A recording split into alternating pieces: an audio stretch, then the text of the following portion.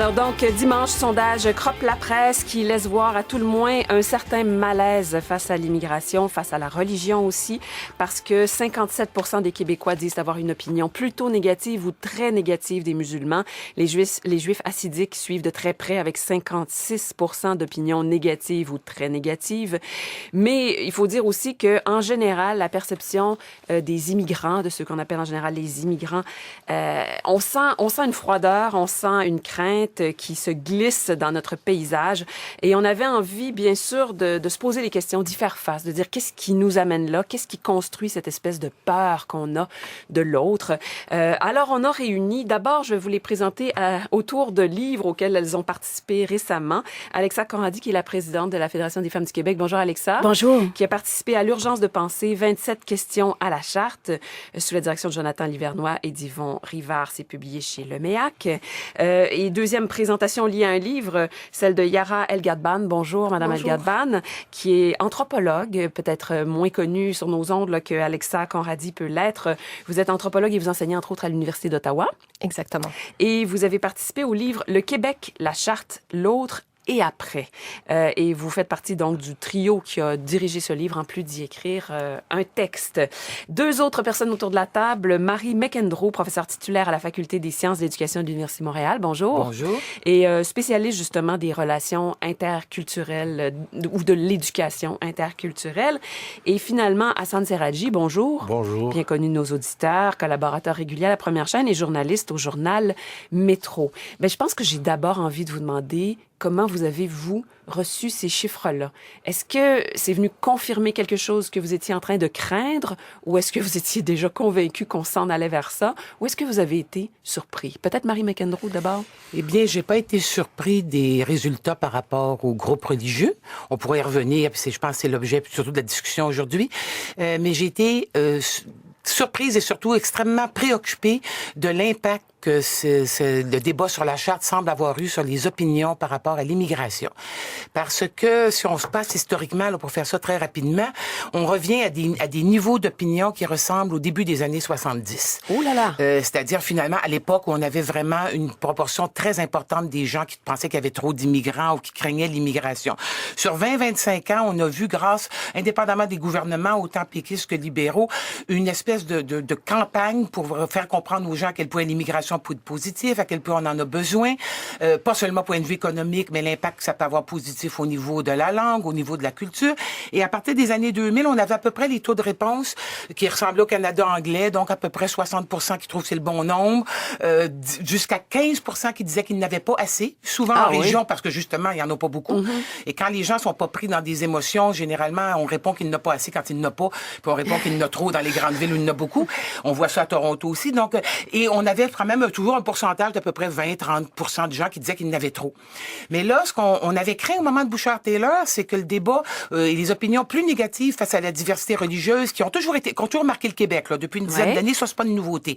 Mais on pensait que ça réagirait peut-être sur l'immigration. Bouchard-Taylor n'a pas affecté les sondages d'opinion. Le taux de réponse face à la perception de l'immigration restait le même. Ça bougeait pas, mais toujours la question, cette question qui a été posée là, elle est posée à toutes les années, alors c'est facile de suivre. Là. Ah oui, OK. Mais là, on voit vraiment là que tout à coup, peut-être c'est incrémental, peut-être que ça avait commencé avec Bouchard-Taylor, mais là, on a l'impact, c'est-à-dire que maintenant, c'est plus seulement le débat sur la laïcité qui est en cause, c'est vraiment les attitudes face à l'immigration. Ouais. Donc, les gens qui nous disaient, on peut être pour l'immigration puis être pour une laïcité fermée, c'est vrai, ou fermée, excusez, ou une laïcité plus stricte, c'est vrai en théorie.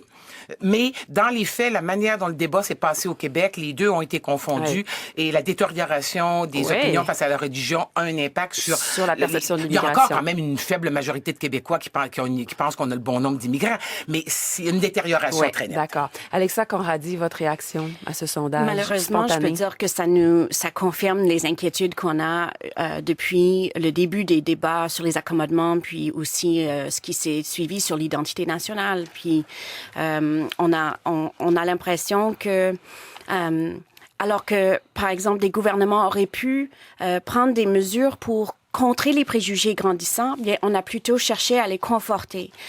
Premièrement, en utilisant des raccourcis dangereux que, par exemple, les dangers pour l'identité québécoise viennent de l'extérieur, alors que nous sommes plusieurs qui ne sont pas de la majorité, qui participons très activement à l'avenir de la société québécoise. Et aujourd'hui, ça commence à donner l'impression que peut-être on est vu plutôt comme des dangers. Et ça, c'est inquiétant parce qu'on a réussi à faire adopter par toutes les personnes des communautés minoritaires au Québec, ou du moins une grande partie, le sentiment d'appartenance à la société québécoise. Et ça, on est en train d'effriter ça avec eux. C'est ça qui risque d'arriver. D'un autre côté, c'est la poule et l'œuf. Vous dites, le débat a amené ça. Mais pourquoi il y a eu débat? C'est qu'il y avait peut-être inquiétude latente aussi. Qu'est-ce que vous en pensez, Mme El-Gadban? Oui, en fait, pour les anthropologues et les sociologues, ce sont malheureusement des phénomènes qu'on voit depuis quand même assez longtemps sur le terrain. Et ce qui arrive avec des débats comme les accommodements raisonnables ou comme la charte, ça vient faire expliciter des choses qui étaient latentes. Mais voilà, c'est ça. Et voilà, donc en même temps, oui, j'étais accablée honnêtement par les statistiques. Ce sont des choses que je savais, mais qu'on espère toujours. C'est le genre de choses où on espère toujours se tromper.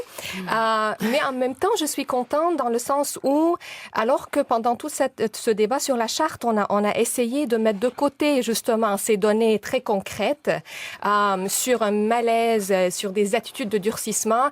Là, avec ce sondage-là qui vient de sortir, on est obligé de se confronter à cela. On est obligé de parler de cela, de dire voilà, on ne peut plus maintenant faire fi d'une conversation sur la discrimination, sur le déclassement économique, sur le racisme. Ce sont des choses qu'on se doit comme société de discuter. Ouais. Tout ça a commencé un peu en Europe. Des fois, est-ce que vous avez l'impression, à Santiradji, qu'on a importé ce malaise-là face à l'immigration? Oui, il n'y a pas de doute là-dessus. Écoutez, en 2012, il y avait des articles du journal La Presse qui a parlé on va dire, de fans de Marine Le Pen qui sont au Québec. C'est des Français qui ont immigré et qui ils sont très actifs sur les médias sociaux et ils participent beaucoup au débat et qui n'arrêtent pas de dire que ce que la France a connu ou qu'elle connaît avec l'islamisation, entre guillemets, parce qu'il n'y en a pas d'islamisation, le Québec va le vivre. Mais juste une chose, il faut dire que en 2006-2007, le scalp fondateur de cette montée-là a été fait par l'ADQ. On a vu que le PQ a failli carrément être rayé de la carte électorale. Il est arrivé 3e. Et le soir de cette défaite péquiste, moi je crois que ces chiffres, s'ils sont éloquents, c'est parce que pour la première fois, on voit un parti social-démocrate qui a intégré cette bataille de l'identité. Et eux, les stratèges du PQ, ils ont vu ces chiffres avant que le sondage de dimanche sorte. Ils l'ont vu, ça fait à peu près 3 ans. Et ils ont commencé à préparer un débat sur l'identité parce que c'est comme ça qu'ils vont pérenniser leur existence. Et malheureusement, ça a déraillé. Et même, moi, je crois que même le Parti québécois ne peut plus contrôler ce qui est arrivé. On a levé un couvercle et on va affronter des problèmes plus graves que ça. Vous avez glissé quelque chose au passage, puis c'est sûr qu'on parle beaucoup de religion ce matin parce que ça semble être un irritant, là. Vous avez glissé, Hassan, pour vous, ça a l'air d'une évidence, il n'y a pas d'islamisation. Il n'y a pas d'islamisation au Québec. Les chiffres le montrent. C'est ça. Il y a, on a sollicité nos auditeurs hier, selon le sondage, la question qu'on a posée sur les médias sociaux, selon le sondage Crop La Presse, 57% des Québécois ont une opinion négative des musulmans. Vos réactions. Puis il y a Pierre Poirier, justement, qui dit « Il faut dire que les musulmans modérés, en refusant de dénoncer les musulmans intégristes, n'aident pas la cause de l'islam. » Il y a d'autres auditeurs qui font allusion aux intégristes en disant « Ce ne sont pas les musulmans que je crains, mais les intégristes musulmans, ne pas confondre. » Nicole Degg qui dit « Les personnes musulmanes ne sont pas le problème, ce sont les organisations qui disent représenter tous les musulmans, mais qui ont un agenda intégriste. » Alors, c'est là qu'on voit que finalement, les gens qui se renseignent ont peur de l'intégrisme. Oui. Est-ce qu'on le voit trop facilement? Est-ce qu'on a les bons mécanismes pour s'en prémunir au Québec? Il y a tout ça aussi en ce moment, avec surtout la position de Mme Ouda Pépin qui refait surface. Oui, Alexa? Je pense qu'on a besoin de regarder c'est quoi les formes de conservatisme religieux et d'intégrisme. Il fait des différences entre les deux. Ça va être important aussi de regarder dans toutes les religions. Donc, dans toutes les religions au monde, y compris au Québec, il y a des formes plus extrêmes ou conservateurs ou orthodoxes et chacun a sa façon. Donc, la police doit s'occuper de la version qui veut être extrême. Ça, c'est pour la police. Ensuite, pour ce qui est socialement, des milieux plus conservateurs. Bien, on a besoin aussi d'interroger la mise sur pied par des catholiques, des centres d'aide à la grossesse, qui sont là pour conseiller des femmes de ne pas avoir recours à l'avortement. On a besoin aussi de travailler avec les femmes musulmanes, les féministes musulmanes, qui font un travail contre le conservatisme ou le fondamentalisme religieux dans leur communauté. Mais là, la façon qu'on le fait, c'est qu'on identifie seulement l'intégrisme comme quelque chose qui appartient à l'autre, qui vient de l'extérieur. Alors que le Québec, l'Église catholique continue de donner des cours qui dit que l'homosexualité est absolument inacceptable contre nature. Ça, c'est l'Église catholique aujourd'hui au Québec. Ben, qui donne des cours seulement à des enfants qui veulent vivre, ou en fait à des enfants dans des familles catholiques qui choisissent l'enseignement catholique pour leurs enfants. Mais l'Église catholique... Pas à l'école, on s'entend. Je veux juste mettre ça au clair. Oui, mais l'enjeu, c'est qu'il y a quand même des tendances extrêmement conservatrices qui tentent... Dans chaque religion, absolument. Yara El-Gadban? Oui, en fait, ce que je voulais mettre de l'avant, c'est qu'il y a cette idée-là qu'il n'y a pas de débat au sein de la communauté musulmane ni dans les pays musulmans sur la question de la religion et son rôle dans l'espace public, alors que ce n'est pas vrai. Ces débats-là ont lieu non seulement depuis des années, mais depuis des siècles.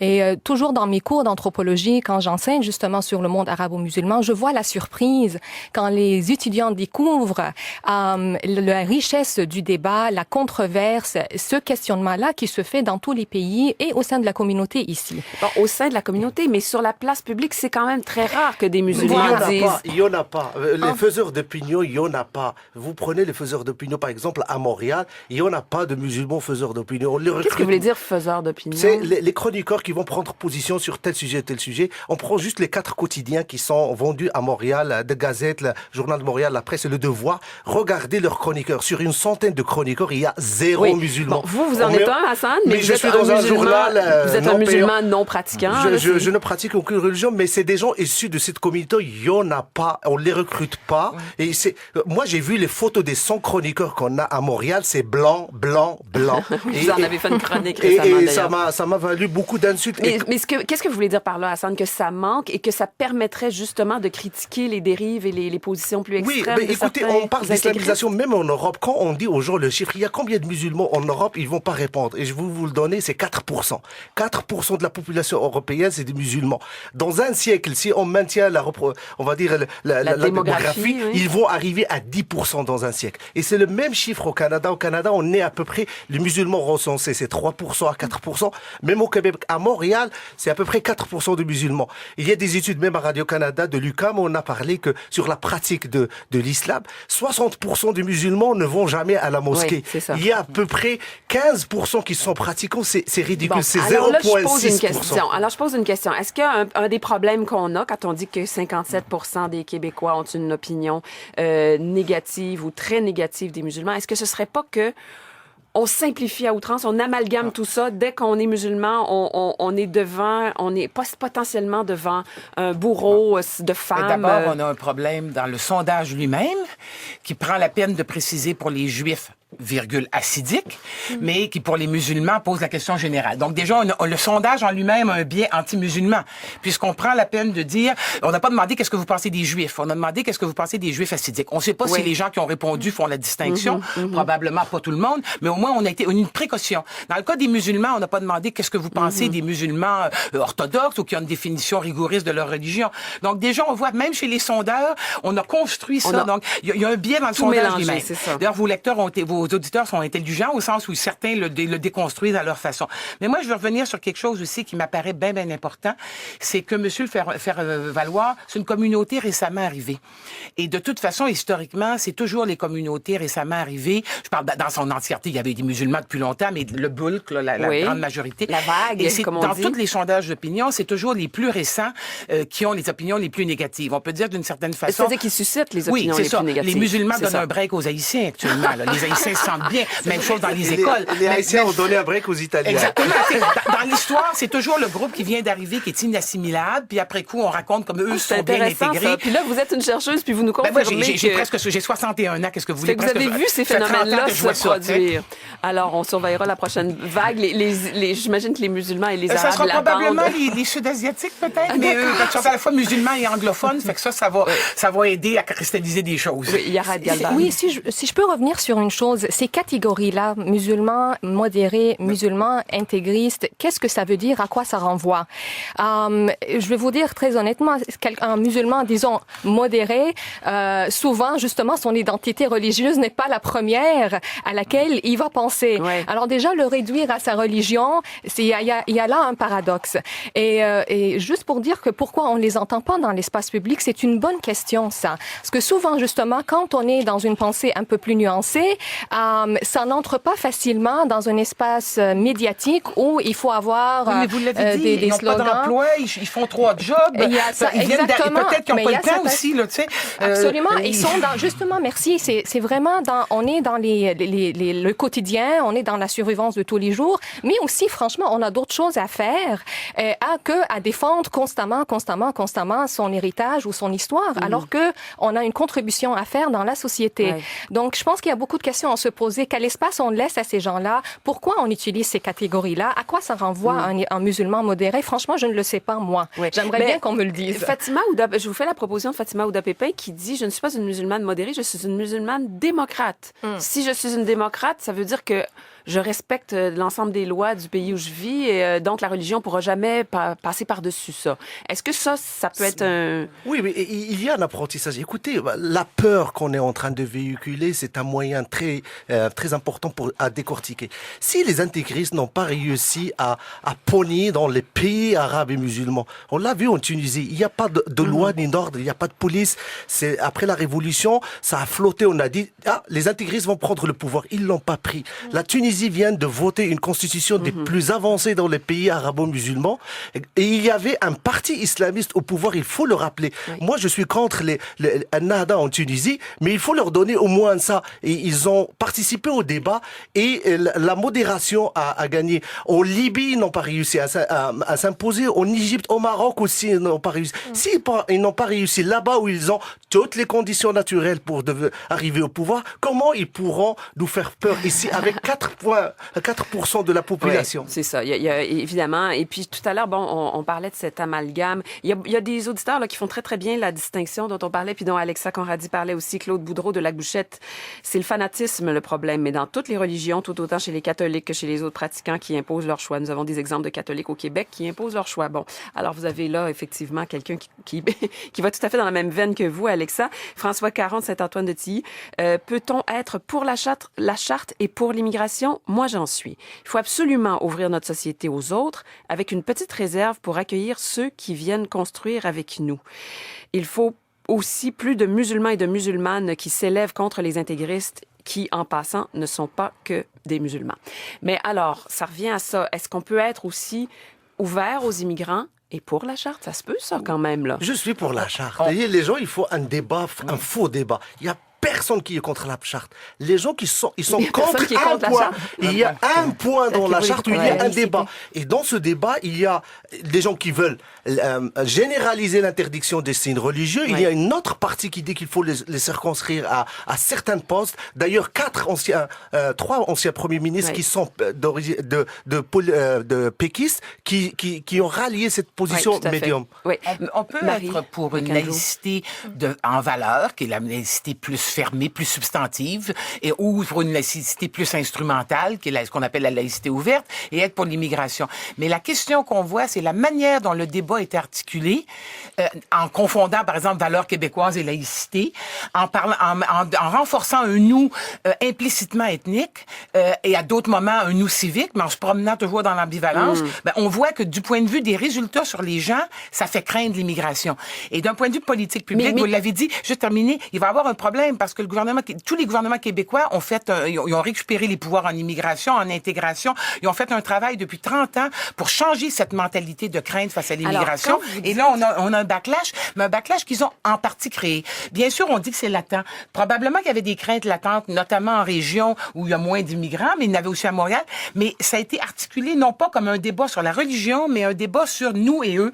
Alors, c'est sûr qu'à ce moment-là, ça renforce la crainte face à l'immigration. Et ça va être un problème de politique publique parce que ces endroits-là ont besoin d'immigrants aussi. On a besoin d'immigrants au Québec. Oui. Et il va falloir qu'on remonte la pente Mais quand maintenant. vous dites que le débat a été mal mené ou mal posé ou mal lancé, il n'y a pas d'intention machiavélique derrière ça. C'est que c'est difficile de faire ces débats-là puis de rester posé. Alexa, vous voulez réagir à quelque chose? Un gouvernement qui a autant de ressources a le moyen de poser des débats autrement. Premièrement, on mise sur le fait que les gens ont l'impression que les immigrants et immigrantes ne portent pas les mêmes valeurs que les Québécois et les Québécoises. Et c'est ressorti d'ailleurs dans le sondage. Et j'aurais tendance à dire que ça c'est une perception, un gouvernement aurait dû documenter davantage. Ensuite, la peur de l'intégrisme ou de l'islamisation, soi-disant islamisation. Est-ce qu'il y a un enjeu réel? Est-ce qu'on a pu le documenter? Ensuite, quand on présente une loi sur la laïcité implique la séparation des pouvoirs de l'État et de la religion, la neutralité de l'État vis-à-vis les pratiquants et les non-croyants, et aussi une troisième, liberté de conscience. Le gouvernement a présenté une loi avec 2 poids et 2 mesures, c'est-à-dire qu'on légifère les religions des autres, pas la religion catholique ou protestante. Ça témoigne qu'on est en train de confondre le sujet. On a dit au départ qu'on voulait faire une charte sur les valeurs québécoises, alors qu'on aurait dû faire juste une charte sur la laïcité ou une loi sur la laïcité.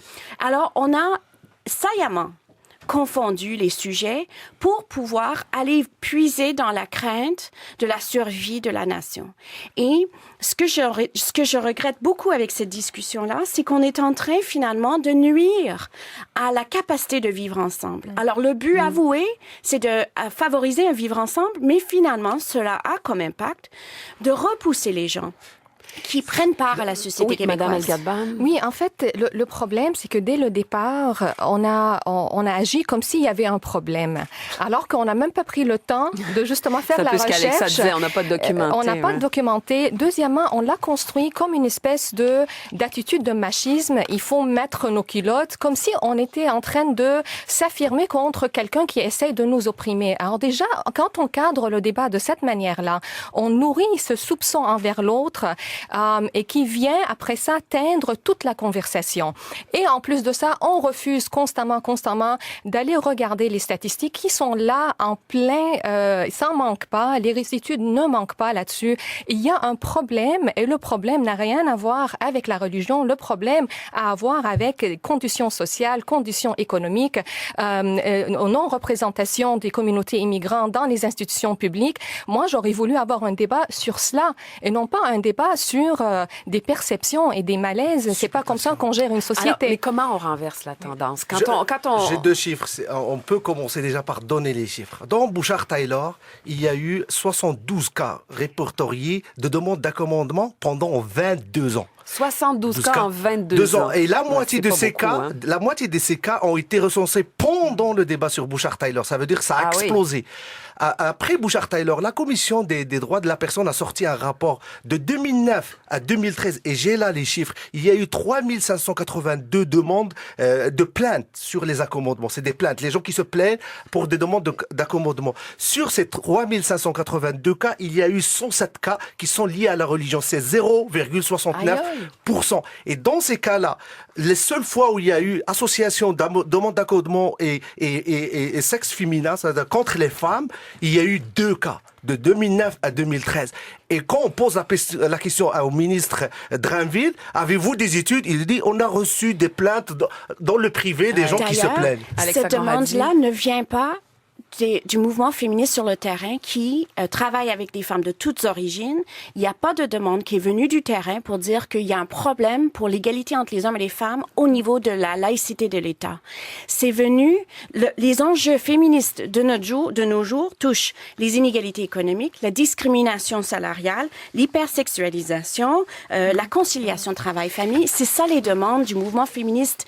Et alors, on a inventé un projet sur l'égalité homme-femme qui vient chercher un fibre historique vis-à-vis de la religion catholique et de la souffrance que les femmes ont vécue et qui se combine à une peur de l'immigration et qui là devient malheureusement explosif. Oui. Mais c'est pas le bon avenue. Bon, je voudrais juste être un tout petit peu plus optimiste.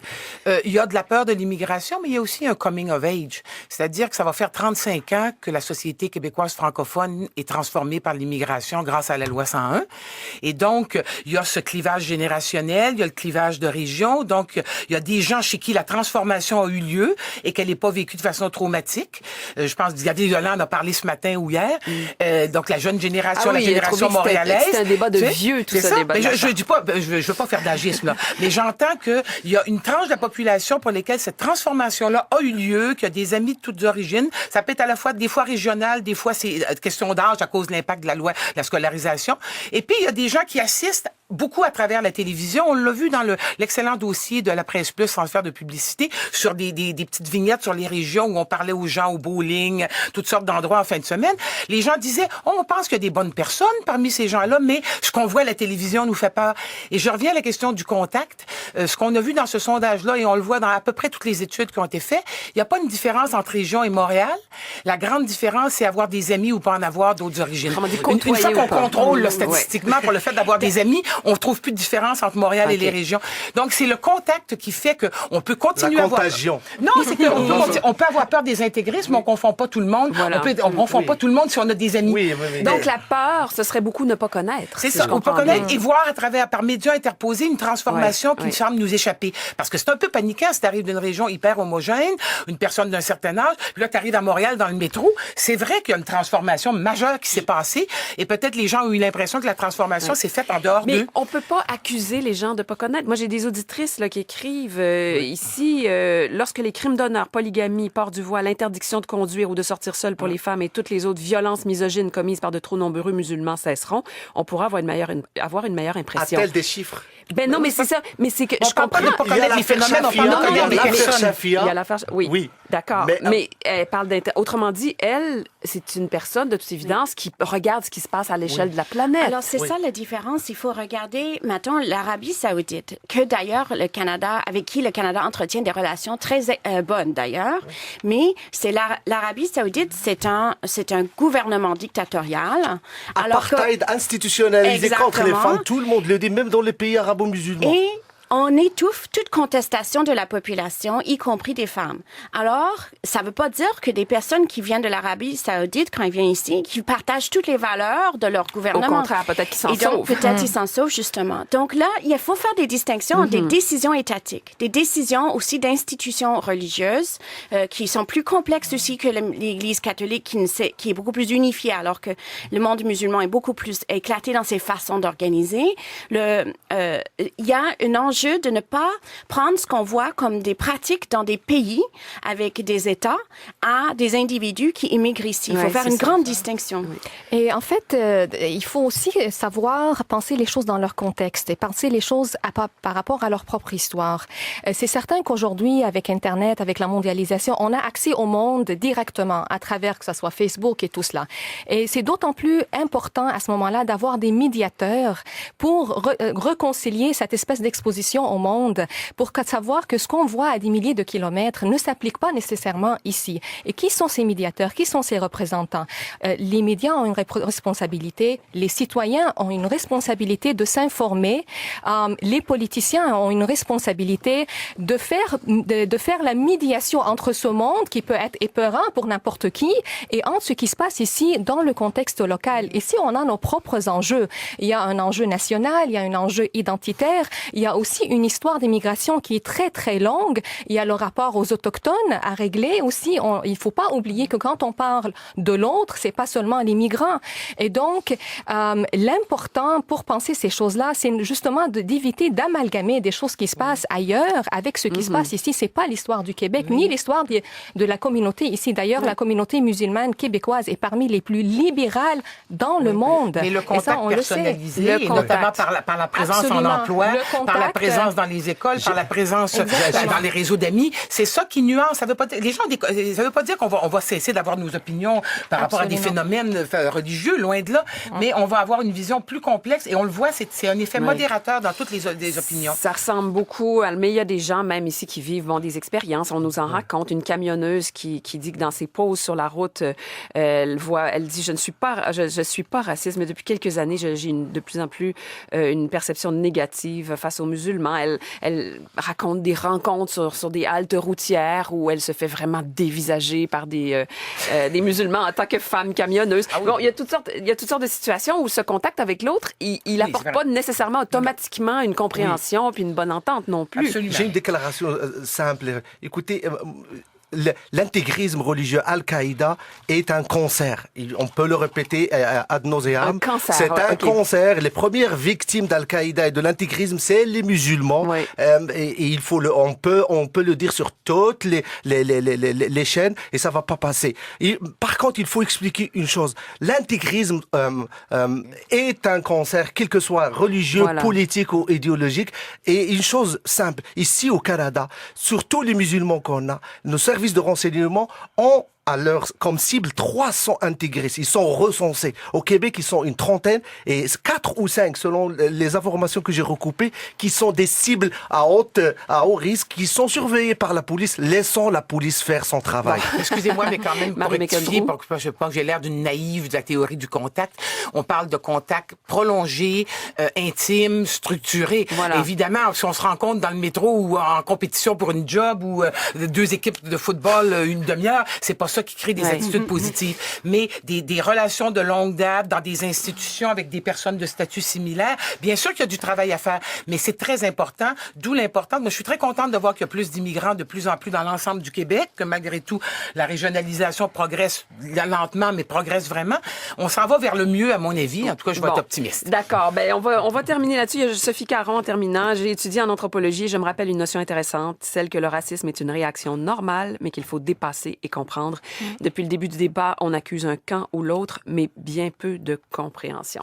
Effectivement. Alors, contact prolongé, générations qui vont passer, qui font que les contacts se font mieux parmi les plus jeunes, peut-être. C'est ce qu'on peut souhaiter. Dans les écoles d'aujourd'hui, c'est là où ça se passe et c'est encourageant. Moi, c'est ça qui m'encourage quand je vois l'école de mes enfants et qu'est-ce qui se passe là-dedans. Je dirais qu'ils sont beaucoup mieux équipés que nous pour vivre cette pluralité et se vivre ensemble. Faut miser là-dessus. Un dernier mot, Alexa? J'ajouterais aussi qu'on doit faire confiance aux femmes.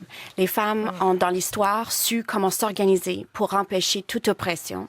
Et on est toujours dans cette marche-là, autant les Québécoises d'origine que les nouveaux Québécoises. Et je pense qu'il y a lieu de reconnaître ces femmes-là comme aussi des actrices du changement. Alors, Alexa Conradi, qu'on vient d'entendre, présidente de la Fédération des femmes du Québec, elle participe au livre « L'urgence de penser, 27 questions sur la charte ». Yara Galban, professeure d'anthropologie à l'Université d'Ottawa, elle participe au livre « Le Québec, la charte, l'autre et après » aux éditions Mémoire d'Encrier. Hassan Seraji, journaliste au journal Métro, et Marie McAndrew, professeure titulaire à la Faculté des sciences de l'éducation de l'Université de Montréal. Un grand merci tous les 4. C'était passionnant de vous entendre. Merci.